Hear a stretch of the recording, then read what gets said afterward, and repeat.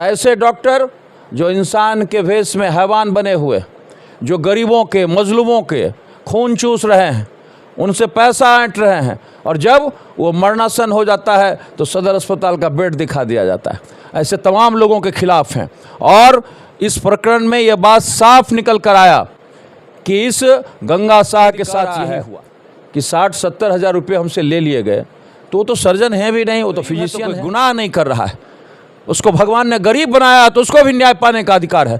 और इस समाज में यदि उसको न्याय नहीं मिलेगा तो समाज में ही ऐसे बैठे लोग हैं जो उसके पक्ष में। डॉक्टर के क्लिनिक में सीसीटीवी फुटेज लगा हुआ है, पुलिस को वो सीसीटीवी फुटेज जारी करना चाहिए।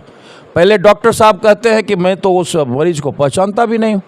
अब हमारे पास जो शौकत जी का 3 दिनों का चिकित्सीय प्रमाण पत्र है, जांच का है, वो सब कहाँ से चला आया? इसीलिए पुलिस को निष्पक्ष रूप से जांच करनी चाहिए।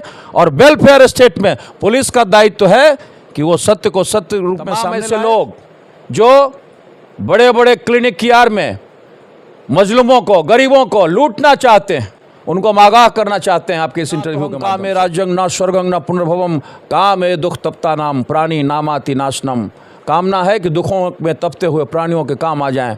ऐसे डॉक्टरों को सैल्यूट। नमस्कार, आप देख रहे हैं बेगूसराय खबर। हमें सौरभ कुमार। अभी हम लोग आए हुए हैं अधिवक्ता अमरेंद्र कुमार अमर जी, जो कि एक बहुत ही जाने माने सामाजिक कार्यकर्ता भी हैं।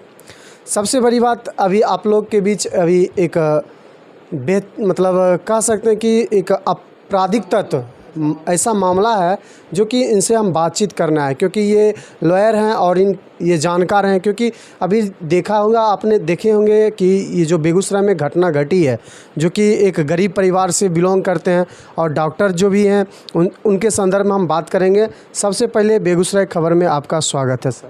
आपका भी बहुत बहुत स्वागत है सर। ये बताइए, सबसे पहले शुरुआत आप कीजिए, इस किस नज़र से देखते हैं ये जो मुद्दा है, जो डॉक्टर साहब का मुद्दा है, किस रूप में आप पहले देखते हैं? ये क्या, किस लाइन में, किस एंगल से आप देखते हैं, बताइए। मैं इस घटनाक्रम के प्रथम दिन से उस क्षण का गवाह हूँ। मैं लॉयर के रूप में आ गया, ऐसी बात नहीं। मैं तो वो व्यक्ति हूँ, जब मैं कचहरी से लौट रहा था और मैंने देखा कि एक व्यक्ति को सैकड़ों लोग पीट रहे हैं, तो मुझे लगा कि शायद ये बाइक चोरी कर रहा होगा या चोर होगा।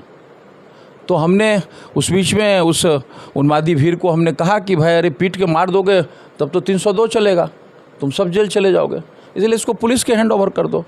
बाद में उसी भीड़ से किसी लोगों ने कहा कि इसने वकील साहब डॉक्टर साहब को घायल कर दिया।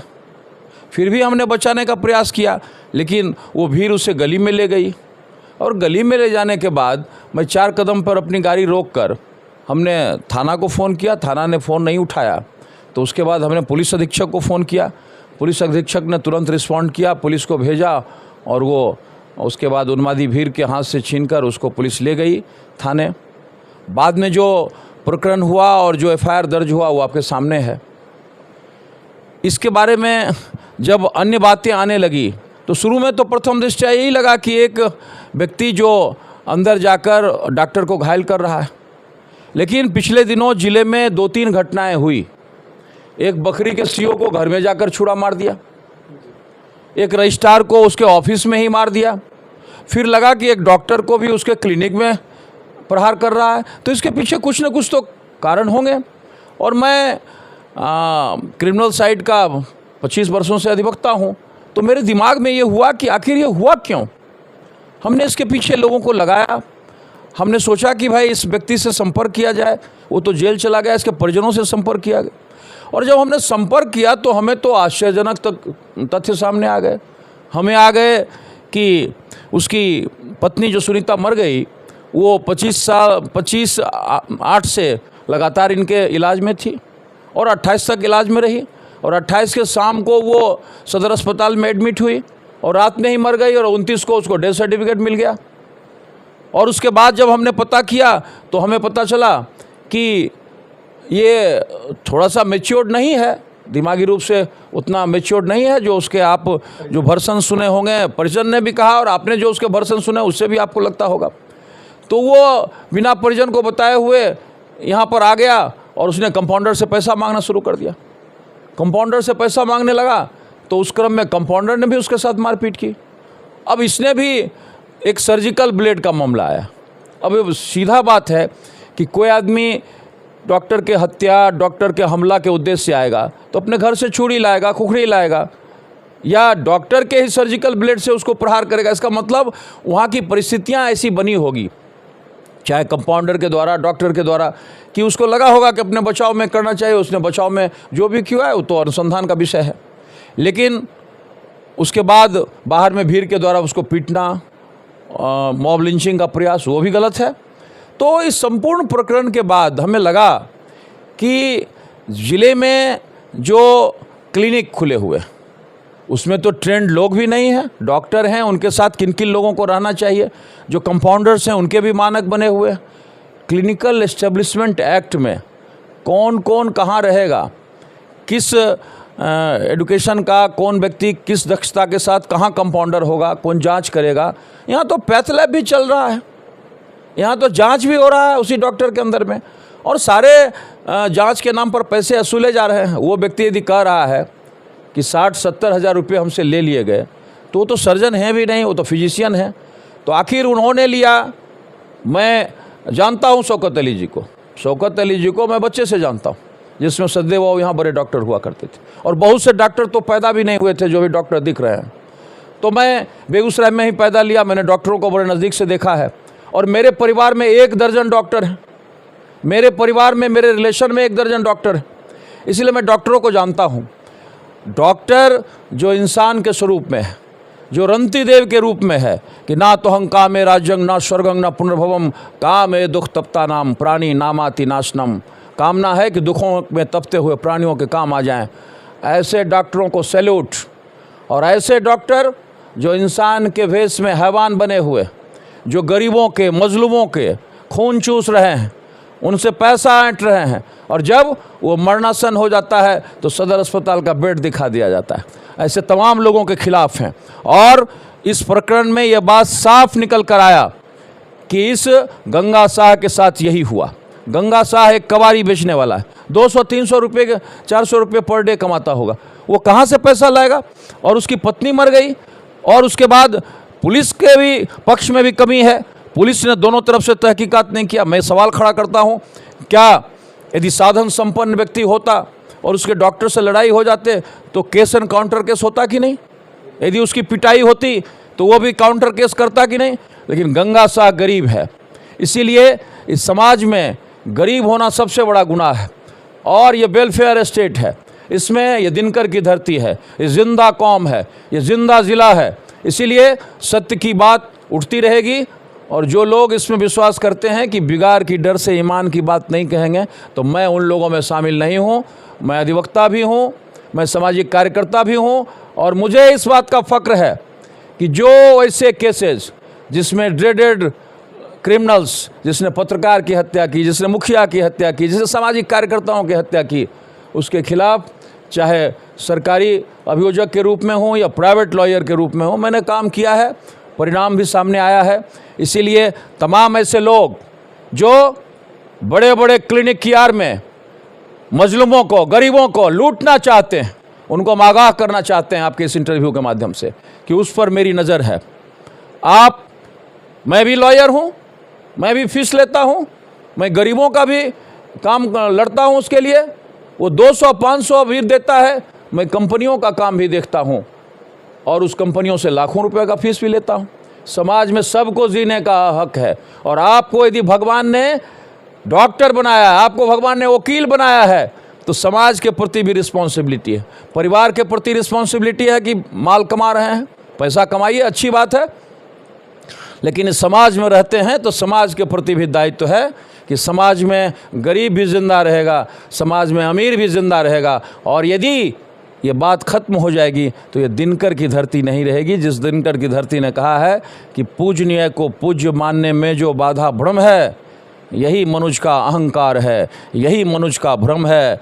और आनन सरल बचन मधुमेह है, तन पर शुभ्र बसन है, बचो युधिष्ठिर उस नागिन का, विष से भरा दसन है। चेहरा अच्छा है, शुभ्र वसन है, अच्छा कपड़ा पहने हुए हैं, और अंदर में शैतान पल रहा है। तो इससे तमाम शैतानों को जो बेगूसराय में गरीबों और मजलूमों के साथ अन्याय कर रहे हैं, उसके साथ हम खड़ा होने के लिए तैयार हैं। इसीलिए ये मामला न सांप्रदायिक है, न मामला जातिगत है, न मामला धर्म का है। जिस समय वो पचवीर से चला है तो वो क्या उस समय हिंदू था, और जिस समय वो शौकत अली के पास आया तो क्या वो मुसलमान थे?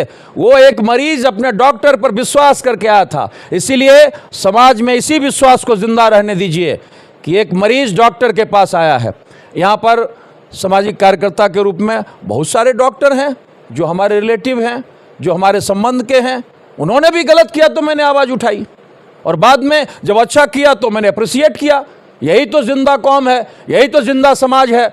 और बेगूसराय का समाज जिंदा है। कुछ लोग नहीं बोलते हैं बिगाड़ की डर से, मैं बोलता हूं चूँकि ईमान कहता है कि बोलिए। ईमान कहता है कि जब मैं उन मजलूमों के 3 बच्चों को मैंने देखा, जिसकी माँ मर गई और बाप जेल चला गया, और वो तीनों मेरे चैम्बर में आ रहा था। हमारे कुछ साथियों ने कहा अच्छा है, हमने कमेंट पढ़ा, उन्होंने कहा अच्छा है, डॉक्टर ने लूटा वकील लूटेगा। ऐसी बात नहीं है। वकील में ऐसे बहुत सारे लोग हैं जिनको जानने की आवश्यकता है कि जो अपने घर से पैसा लगाकर, मैं दावे के साथ कहता हूं, जो 3 बच्चे आए थे उनको मैंने आर्थिक सहायता भी किया, मैंने कोई फी नहीं लिया, और उसका बिल भी कराऊंगा फ्री ऑफ कॉस्ट। इसीलिए समाज में जिसको समृद्धि दी है भगवान ने, उसको हाथ नीचे करके गरीब को उठाने की आवश्यकता है। और गरीब उसके तरफ नज़र उठाकर देखता है कि भगवान ने, लक्ष्मी ने तुम्हें समृद्धि दी है तो कुछ मेरे तरफ भी देखो। और इसी से समाज चलता है, और जो इस धारणा को ब्रेक करेगा उसके खिलाफ संघर्ष की आवाज़ उठेगी। सर ये जो इतना जो भी चीज़ आप धारा, कौन कौन सी धारा लगी होगी? नहीं, परिवाद पत्र में जो धाराएं लगाई गई है वो धारा, चूँकि उसका इलाज वहाँ हो रहा था और नेग्लिजेंस हुआ तो 304A भी है उसमें उसके साथ मॉब लिंचिंग का प्रयास हुआ तो 307 भी है। उसका आप हैं फिजिशियन और उसका 70,000 रुपया चला गया तो 406 420 भी होगा। आपने फोर्जरी कर लिया, आपने क्या बता दिया 3 दिन में कि 3 दिन में इतनी राशि चली गई, या कौन सा जांच ले लिया गया। इसीलिए जांच के नाम पर यदि पैसा ऐंठ लिया गया तो वो फोर्जरी का भी है। इसलिए तमाम धाराओं में परिवाद पत्र चंद्रशेखर शाह जो उसका भाई है, चूँकि वो तो जेल चला गया तो उसके भाई ने दर्ज किया है, और निश्चित रूप से पुलिस इसमें अनुसंधान करे और पुलिस भी न्याय के साथ खड़ी रहे। आपने 307 लगा दिया, कहाँ जख्म है, कैसे हुआ? और सबसे बड़ी बात यह है कि डॉक्टर के क्लिनिक में सीसीटीवी फुटेज लगा हुआ है। पुलिस को वो सीसीटीवी फुटेज जारी करना चाहिए। पहले डॉक्टर साहब कहते हैं कि मैं तो उस मरीज को पहचानता भी नहीं हूँ। अब हमारे पास जो शौकत जी का 3 दिनों का चिकित्सीय प्रमाण पत्र है, जांच का है, वो सब कहाँ से चला आया?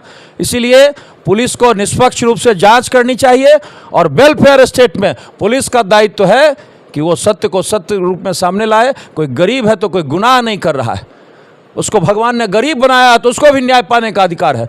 और इस समाज में यदि उसको न्याय नहीं मिलेगा तो समाज में ही ऐसे बैठे लोग हैं जो उसके पक्ष में खड़ा होंगे।